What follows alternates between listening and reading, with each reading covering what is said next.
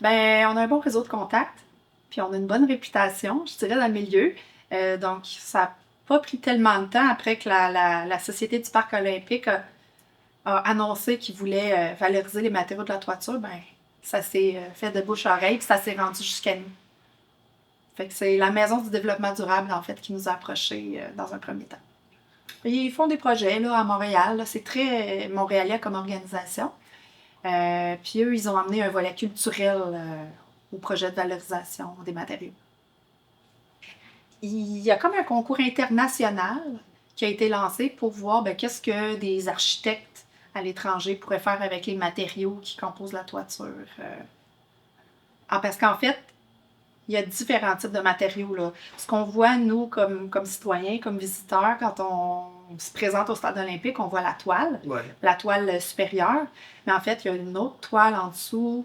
Il y a différentes composantes métalliques. Il y a beaucoup d'acier. Beaucoup d'acier. C'est une structure très solide, très rigide. Plus de 300 composants différents, en fait. Là. Ben, celui qu'on voit le plus, c'est la toile, qui est en Kevlar. Il y a une toile en Kevlar. Il y a une autre toile qui est un autre polymère. Mais en poids, évidemment, il y a beaucoup de structures, des pièces qui ont été faites sur mesure pour soutenir la toile. C'est un beau travail d'ingénierie.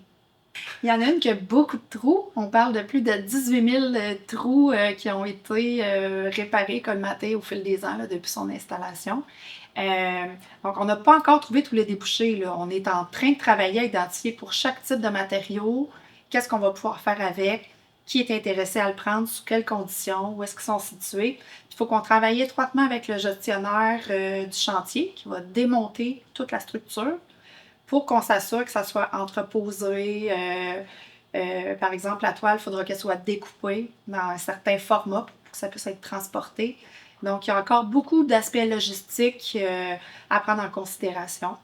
Mais l'objectif, c'est de pouvoir valoriser la totalité des matériaux, qu'il y ait 0% qui soit envoyé à l'enfouissement.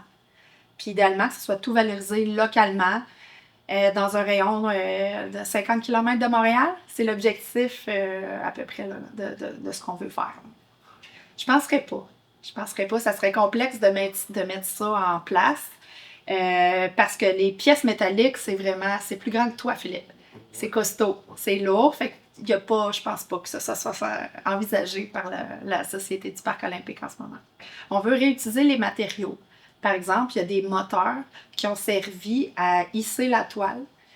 Les grandes cordes d'acier qu'on voit. Là. Donc, ça a été utilisé une fois au moment où la toile a été mise en place.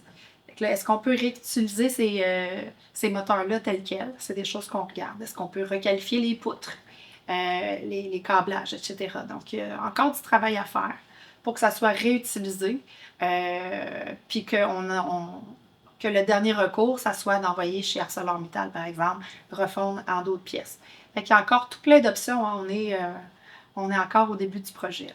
Bien, pour nous, c'est un super beau projet. On sait, le stade olympique, c'est quand même assez emblématique pour Montréal, pour la province aussi. On est très fiers d'avoir ce projet-là à faire avec la SPO. Ça va bien. On a plein d'idées, plein de rencontres qui vont avoir lieu encore durant l'été. On ne prend pas de pause. Le cerveau, hein, les idées, ça cogite tout le temps.